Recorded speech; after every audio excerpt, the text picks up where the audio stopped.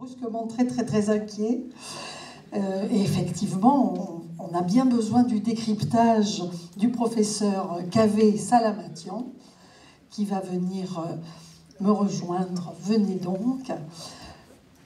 Professeur Salamatian, vous êtes à l'Université de Savoie, vous êtes spécialiste d'informatique, et ce qui est important pour comprendre le propos que vous allez tenir, c'est que vous êtes un membre du Centre pour les droits humains, si on peut dire ça, s'occupant justement de la qualité, de la neutralité, etc., d'Internet. C'est ça que vous allez nous expliquer. Alors, avant d'être professeur à l'université, vous êtes passé de Savoie, vous êtes allé à l'université de Lancaster, vous êtes allé à l'université de Pierre et Marie Curie. Et alors, je me disais que ça devait être intéressant dans votre parcours de fréquenter ces différents lieux parce qu'ils n'ont peut-être pas les mêmes façons d'appréhender les problèmes. C'est d'ailleurs extrêmement intéressant de voir ça déjà dans le film, les approches combien différentes. Et dans une vie antérieure, on pourrait dire, vous avez été analyste des risques, donc ce qui vous a certainement orienté dans votre façon d'entrer dans le sujet Internet. Et maintenant, je vous laisse la parole et on se retrouvera après. Très bien, merci beaucoup. Merci pour cette introduction. Merci beaucoup pour votre présence. Monsieur le maire, merci pour l'invitation. Je ferai une présentation préliminaire en essayant un petit peu d'étendre la discussion sur du film que nous avons vu, qui est extrêmement parlant et qui est suffisamment anxiogène pour que je ne veuille pas en rajouter dessus. Je ferai une présentation et je me poserai la question de quelle approche il faut avoir quand on veut appréhender l'Internet et on veut voir la problématique dans un cadre un peu plus général. Et j'illustrerai mon approche avec un certain nombre de travaux assez récents que nous faisons pour essayer de représenter l'Internet et je décrirai un certain nombre de travaux de cartographie que nous avons effectués ces dernières années. Je noterai que la problématique que nous regardons, et nous l'avons très bien vu durant le film, est une problématique qui est extrêmement multidisciplinaire et multidimensionnelle. Ce n'est pas le problème des informaticiens seuls, ce n'est pas le problème des militaires seuls, ce n'est pas le problème de gens qui sont intéressés à la sociologie, puisque l'Internet aboutit à des changements sociétaux et à des changements fondamentaux. Ce n'est pas une problématique seulement économique, c'est le mélange de tout ça, et ce n'est pas une problématique qu'on ne peut regarder qu'avec une lorgnette, je dirais, nationale. C'est une problématique qu'il faut regarder avec différents points de vue, et je remercie la sagacité de Madame Leglu, qui a bien vu que j'avais eu un petit peu un parcours différencié pour arriver à cette problématique. Je rajouterai à ça que je suis aussi professeur invité à l'Académie des sciences en Chine, et donc j'y passe 2 mois par an, et la Chine est effectivement l'un des endroits très importants sur ces problématiques. Alors, on a tendance à oublier qu'Internet, c'est quelque chose de récent. Je parlais en fin d'après-midi avec une journaliste et je lui disais que c'est très difficile aujourd'hui de faire accepter à nos enfants qu'il existait un jour où pour passer un coup de fil, il fallait avoir une pièce de monnaie et rentrer dans une cabine téléphonique. Aujourd'hui, imaginez qu'on soit obligé, on ne puisse pas recevoir un appel en plein milieu de rue, en plein milieu de nulle part, c'est pas facile. C'est même difficile de dire qu'il existait un monde avant Facebook. Quand je parle avec mes enfants et je leur dis que j'ai rencontré Sergey Brin donc l'un des fondateurs de Google, quand il était étudiant, il n'y avait pas encore Google, il me regarde comme si j'étais un dinosaure. Ceci dit, l'Internet n'est pas le premier réseau dans l'histoire de l'humanité. Nous avons eu des milliers d'années de réseaux et toute une série de réseaux qui ont une incidence beaucoup plus importante. Et il est intéressant de regarder ces autres réseaux pour comprendre quel est le dernier avatar de ces réseaux. Alors, exemple de réseau, un réseau qui a une importance très grande pour l'humanité, c'est le réseau des migrations humaines, qui d'ailleurs, de façon intéressante, tout comme l'Internet, transportait des données. Ce qui a été principalement transporté par le réseau des migrations humaines, en dehors des personnes, c'est l'ADN. Et cet ADN, sous une forme assez particulière, avec des protocoles d'ailleurs de communication qui sont assez particuliers, qui sont totalement différents des protocoles de communication que nous avons aujourd'hui dans l'Internet. Mais le réseau des voies romaines, le réseau des chemins de fer en Inde, le réseau des relations amoureuses au lycée de Jefferson, qui est l'un des premiers travaux qui a été effectué dans l'analyse des réseaux sociaux dans les années 90, les réseaux biologiques, tous ces réseaux sont des éléments qui ont une importance fondamentale dans l'émergence de la vie pour les réseaux biologiques, mais plus globalement dans les différents aspects. Alors, on peut se poser la question, qu'est-ce que c'est qu'un réseau? Puisque c'est tellement universel, est-ce qu'on peut aboutir à une définition générique? Je vous donnerai la définition qu'après des travaux multidisciplinaires avec toute une série de communautés de collègues, nous avons obtenu. C'est de définir un réseau comme un ensemble d'éléments distribués qui coopèrent afin d'échanger des informations. Et dans cette définition, il y a un certain nombre de mots-clés qui sont très importants. C'est que quand on veut regarder un réseau, il faut toujours regarder la coopération qui a lieu sur ce réseau et l'information qui est échangée. Et ça, ce sont les éléments principaux.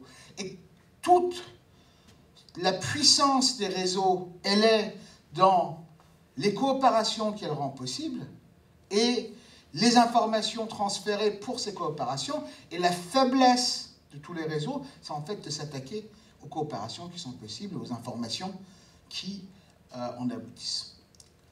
Alors, bien sûr, Internet est l'un de ces réseaux, un réseau qui a commencé en 1969, qui est un projet initial, on dit, de l'armée américaine, mais bon, j'ai parlé avec un certain nombre des pionniers de l'Internet qui me disent qu'on ne voulait pas faire un projet pour l'armée. Dans le domaine de la recherche, quand on a des idées, il faut qu'on trouve des financements. Et puis on a regardé quelle était la deadline, la date la plus proche pour demander un financement. Il est apparu que la date la plus proche était la date du ministère de la Défense. Et on a trouvé un argumentaire qui plairait au ministère de la Défense. Donc ce projet-là, initialement, a été mis en place en 1969, et assez rapidement, il est devenu ce qu'il est aujourd'hui, et avec l'impact très important qu'il a dans la vie de tous les jours.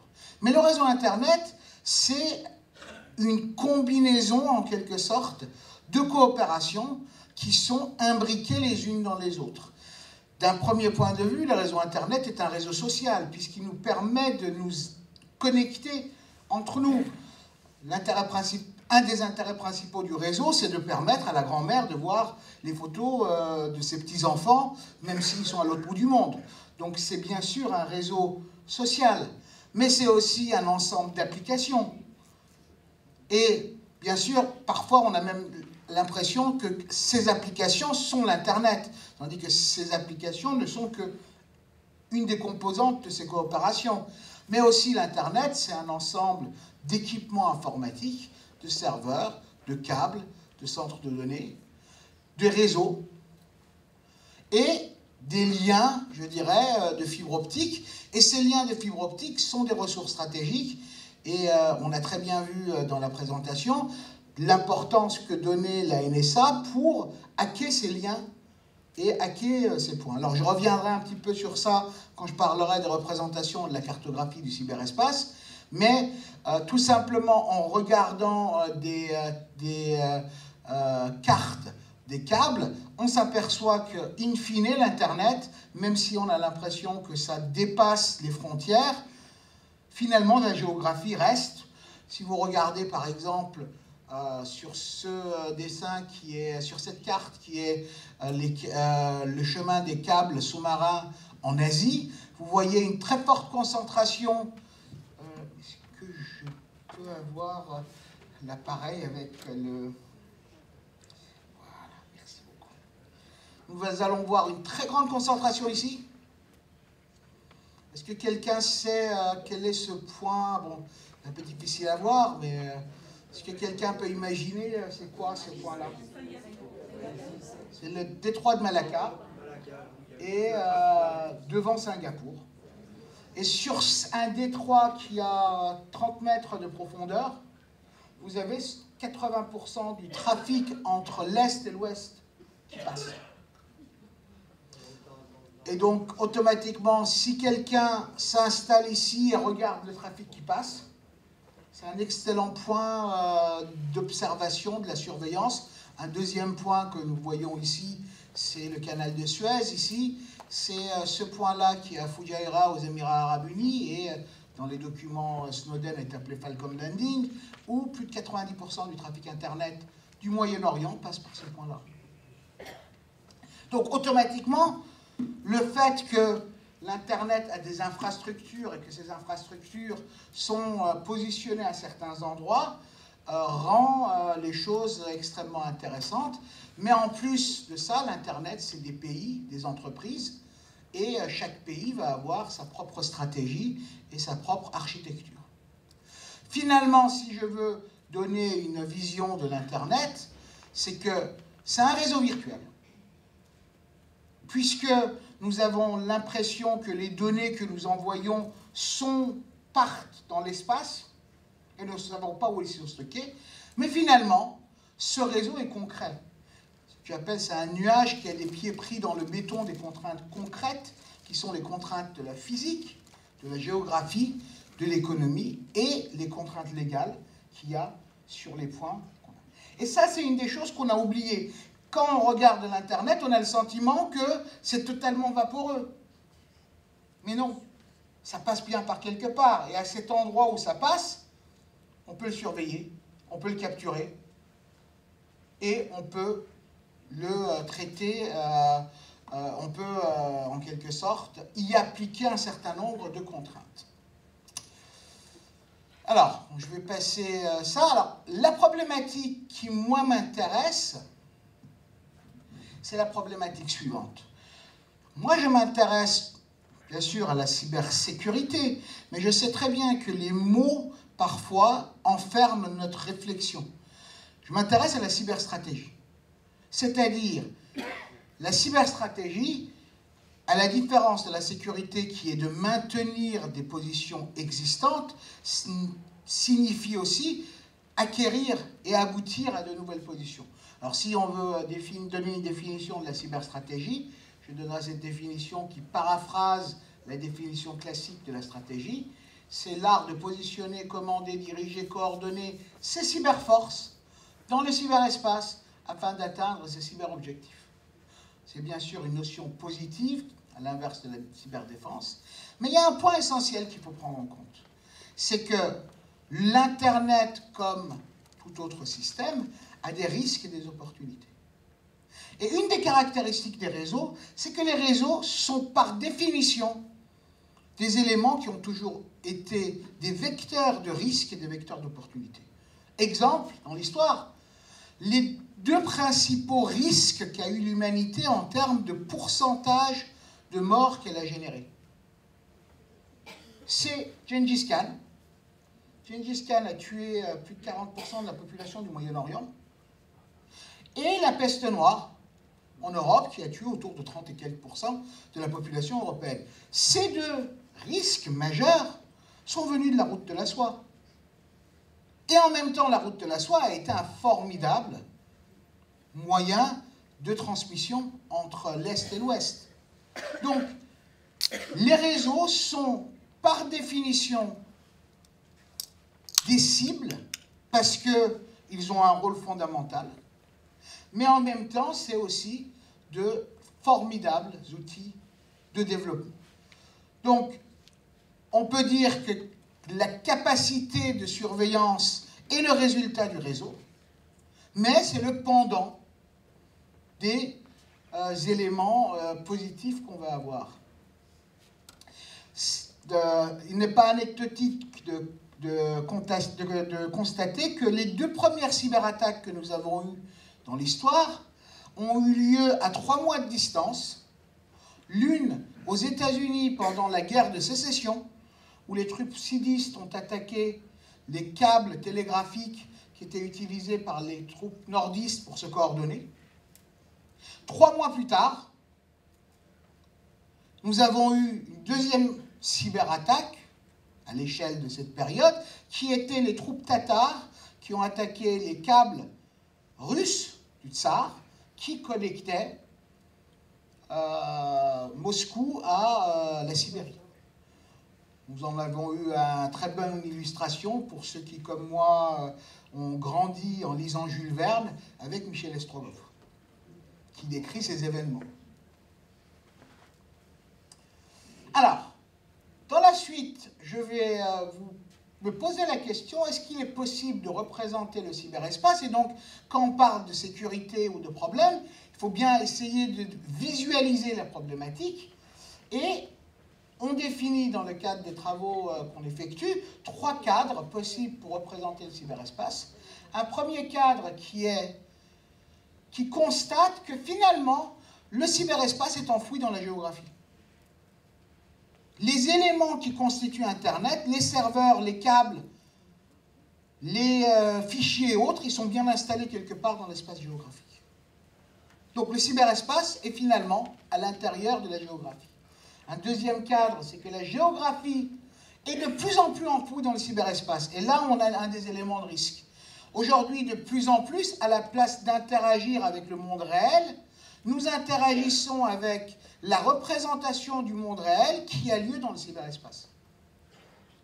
Exemple, si aujourd'hui vous voulez savoir quel est le temps de trajet que vous allez avoir pour aller d'un point à l'autre, vous n'allez pas regarder dans la rue quel est le temps de trajet, vous allez aller sur Internet, éventuellement sur un des services, une des applications Internet, Google ou Oasis ou autre, et regarder le temps de trajet qu'il vous donne. Et ce temps de trajet, en fait, vous semble plus réel que le temps de trajet que vous allez avoir vous-même dans votre voiture. C'est-à-dire, si votre temps de trajet est plus long que ce qui a été prédit par l'application, vous allez dire, mais pourquoi mon temps de trajet est si long?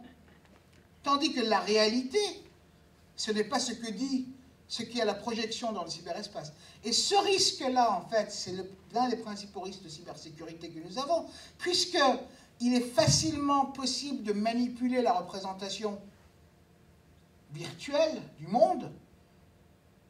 Et comme nous n'interagissons qu'avec cette représentation, finalement, en manipulant cette représentation, on manipule ce qui se passe dans le monde réel. Et il y a un troisième cadre qui a représenté le cyberespace en tant qu'un espace en tant que tel, qui est donc un nouvel espace émergent qui, comme le disait l'amiral Lapristi hier, on le disait très bien, il a dit qu'au début du XXe siècle, nous avons eu l'émergence de l'aérien comme nouvel espace de guerre. Aujourd'hui, nous avons l'émergence d'un nouvel espace, qui est ce cyberespace, comme espace de guerre. Alors, je vais vous montrer des exemples de ces représentations, je vais vous montrer rapidement.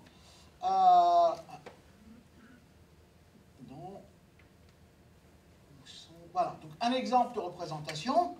Voici la position des points d'échange Internet principaux en France et en Italie. Et en regardant ces positions des points d'échange, ça nous donne plein d'informations géographiques sur l'aménagement du territoire en France. On regarde par exemple en Italie une différenciation forte entre le nord de l'Italie et le sud de l'Italie. Tandis qu'en France, vous allez avoir, en dehors de Paris, toute une série de points plus importants qui existent.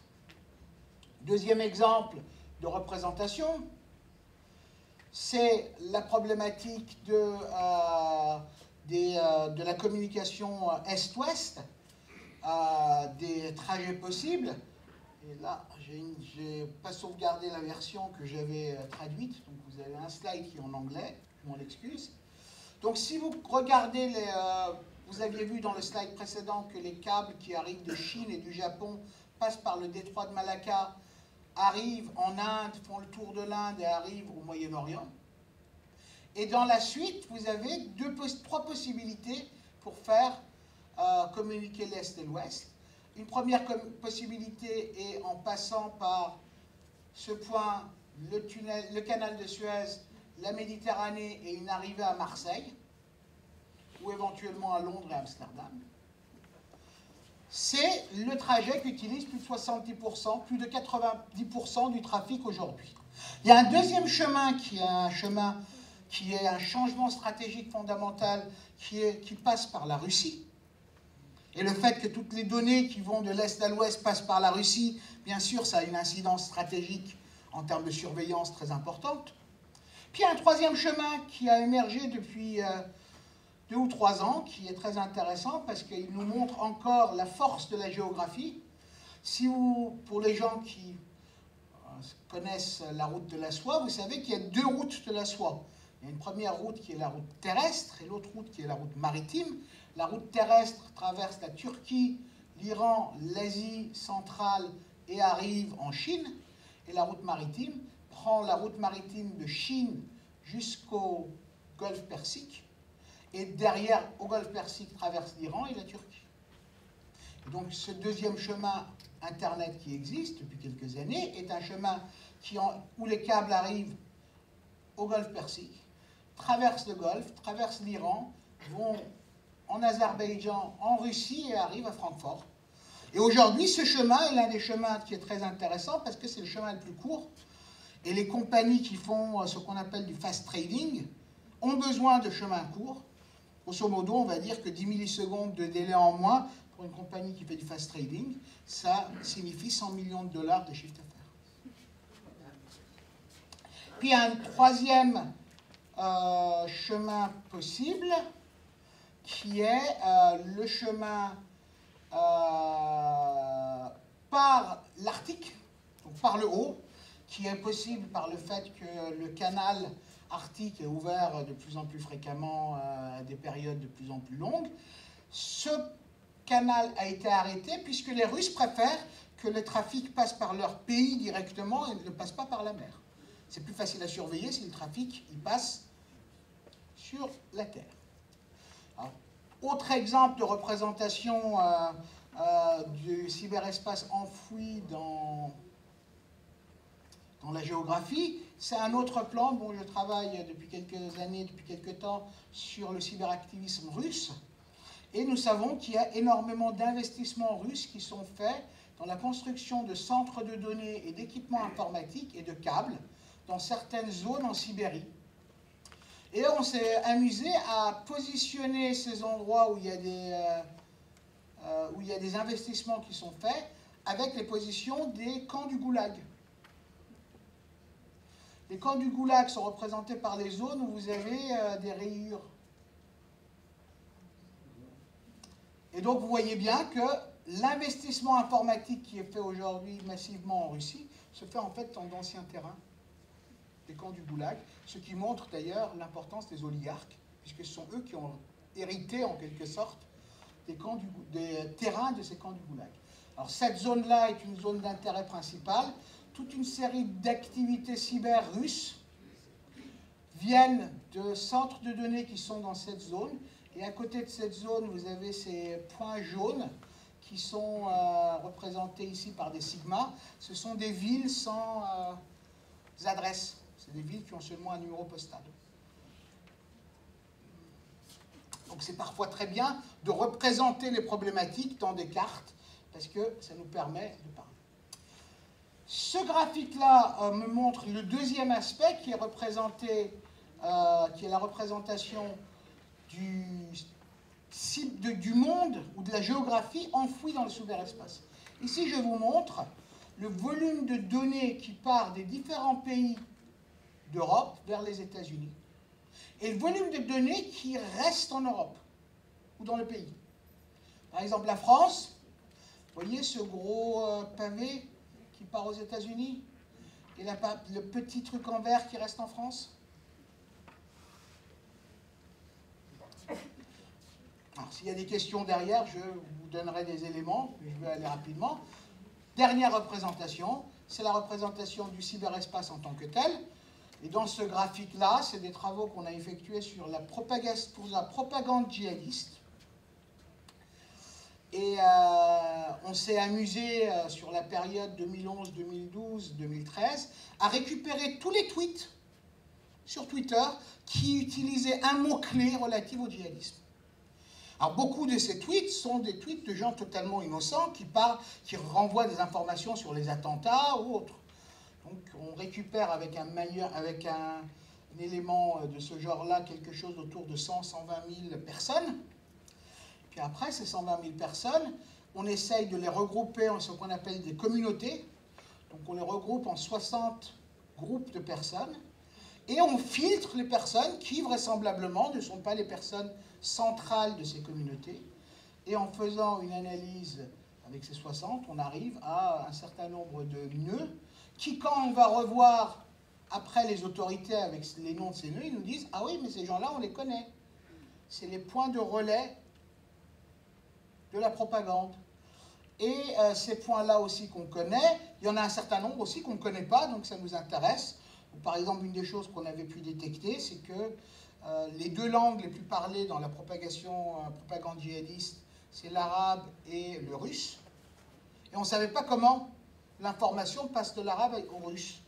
Donc, en faisant une analyse, on a découvert que finalement, il n'y avait que 7 ou 8 personnes qui étaient en même temps dans les réseaux russes et dans les réseaux arabes. Et donc, c'était eux qui faisaient le lien entre les deux langues. Par exemple, une des choses qu'on réussit à détecter, on réussit à détecter un groupe où il n'y a que des journalistes. Donc on s'aperçoit bien que les journalistes jouent un rôle séparé dans la propagation de ces informations. Bon, conclusion, il y a une nouvelle science qui est en émergence, qu'on appelle la science des réseaux ou la science Internet, de l'Internet. C'est une science extrêmement multidisciplinaire. J'aimerais revenir sur le fait que la multidisciplinarité est extrêmement difficile. Nos chapelles universitaires ne savent pas interagir entre elles. Et ce n'est qu'avec une approche multidisciplinaire qu'on peut s'attaquer à ces problèmes et qu'on peut appréhender les défis de demain. Et l'Internet est une problématique qui génère des défis fondamentaux, aussi bien pour les pays, mais que pour chacun des citoyens que nous sommes. Et je constate aujourd'hui que la prise en main et l'appréhension de ces questions de façon globale est très très lacunaire, en particulier en France, où on ne voit que la problématique Internet ou par la lorgnette de l'économie ou par la lorgnette de la sécurité et de la surveillance. Tandis qu'il y a des problèmes, il y a des impacts sociétaux, il y a des impacts fondamentaux et il faut prendre tous ces éléments et ne pas s'arrêter seulement aux aspects sécuritaires et aux aspects, je dirais, relatifs à la surveillance ou seulement aux aspects relatifs à l'économie, et il faut avoir une approche globale. Ceci